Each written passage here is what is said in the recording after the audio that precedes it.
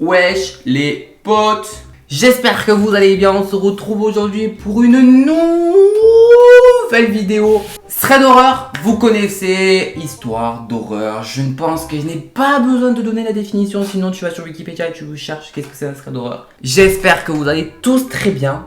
Et j'espère que vous allez tous bien flipper. On commence une nouvelle histoire aujourd'hui. N'hésite pas bien évidemment à mettre ton meilleur pouce bleu, à t'abonner et à commenter si t'as envie de commenter mon ref. Let's fucking go.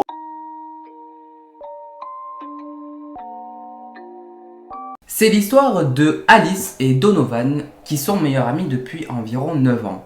Ils sont constamment ensemble.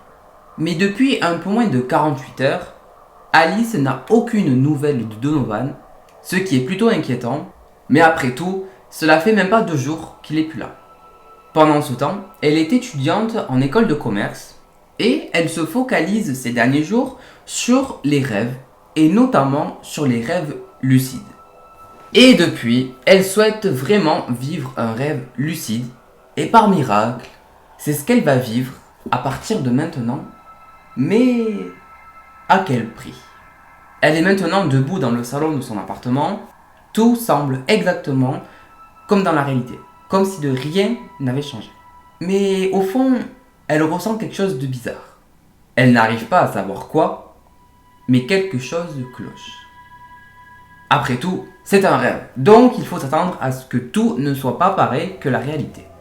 Alice quitte son salon et se dirige vers une autre pièce. Pareil, cela ressemble à ce qu'il y a dans la vraie vie, mais dans chaque pièce, elle a ce sentiment que quelque chose ne va pas. Elle arrive ensuite à la salle de bain et se regarde dans le miroir. Elle porte les mêmes vêtements dans lesquels elle s'était couchée auparavant. Puis, elle regarde son visage. Ses cheveux sont bruns et ses yeux sont verts. Cela semble normal, mais quelque chose ne va pas. Alice quitte son reflet des yeux et décide d'aller voir le monde extérieur de son rêve. Elle quitte son appartement. L'environnement est exactement comme d'habitude, mais, vous le sentez venir, quelque chose ne va pas, il y a quelque chose qui cloche. Elle explore tout de même le quartier, elle va regarder donc les maisons aux alentours, les jardins, les noms des rues, mais à force de regarder autour d'elle, elle finit par être perturbée, avec ce sentiment que quelque chose ne va pas. Elle prend donc la décision de tout simplement rentrer chez elle. Sur le chemin du retour, à 2 pas de chez elle, elle est interpellée par un homme qui l'appelle à l'autre bout de la rue. Sa voix lui est familière et en effet c'est son meilleur pote, Donovan, qui l'appelle. Mais à ce moment-là, elle se répète, ce n'est qu'un rêve. Tous deux entament une discussion tout à fait normale, tout à fait basique, jusqu'à qu'ils soient coupés par un hurlement intense.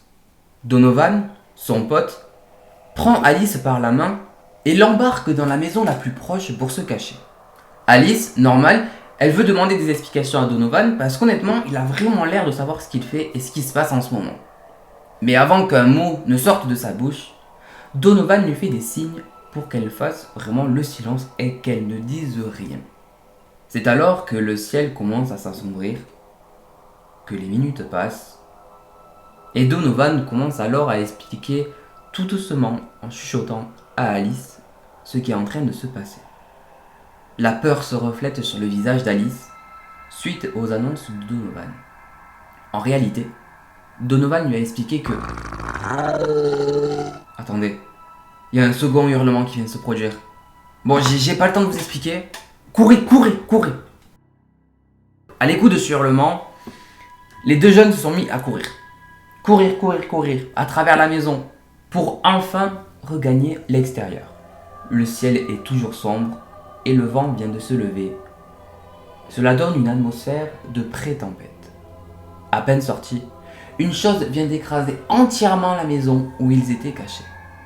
La peur et la tension montent. Leur course ne s'arrête pas.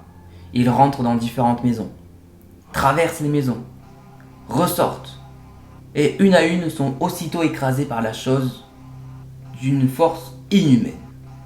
Arrivés devant un commissariat de police, tous deux s'empressent de rentrer et Donovan sait où il doit aller, au sous-sol. Étant donné que son père est policier, Il est une des seules personnes de la ville à connaître ce secret et à connaître l'existence d'un sous-sol. Ils descendent les marches à toute vitesse et referment la porte derrière eux. L'effet bunker coupe alors tout le son, ils n'entendent plus aucun bruit de la chose qui les poursuivait et ils n'ont surtout aucun moyen de la voir, ce qui leur empêche la mort. En effet, tout à l'heure, Donovan a expliqué à Alice tout ce qui était en train de se passer, que lui est dans ce monde depuis un peu moins de 2 jours et qu'il a vu des gens mourir devant lui lorsqu'ils ont regardé dans les yeux cette fameuse chose. Donc, il faut à tout prix échapper à la chose et ne pas la regarder dans les yeux. Malgré leur bon emplacement à l'abri de la chose, tous deux ont un espoir plutôt mince.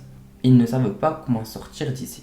Alors si toi, oui, toi là, si un jour tu vois une fille aux cheveux longs et bruns qui porte un jean noir déchiré, un t-shirt Nike gris foncé, et un garçon habillé avec un jean Levi's et un t-shirt blanc avec le logo Lacoste, c'est eux deux. Viens les aider. Les potes, j'espère que vous avez kiffé cette vidéo. Franchement, nouveau thème de format. Genre j'ai un petit peu écrit différemment l'histoire. J'ai bien aimé en vrai, un peu plus porté en mode série. Enfin je sais pas si vous captez le bail. J'espère honnêtement que vous avez kiffé. N'hésitez pas et j'aimerais vraiment que vous me donniez votre avis sur ce format là. Voilà, si vous aimez. Bien évidemment si vous voulez un épisode 2, je vous laisse bombarder la barre de pouce bleu. Ça vous connaissez, les commentaires, tout ce que vous voulez. Je vous laisse partager cette vidéo à vos potes, les potes. Vous êtes les refs sûrs. Je vous fais des bisous, je compte sur vous. À la prochaine pour une nouvelle vidéo. Ciao ciao. Et n'oubliez pas, si vous les voyez, ne regardez pas la chose.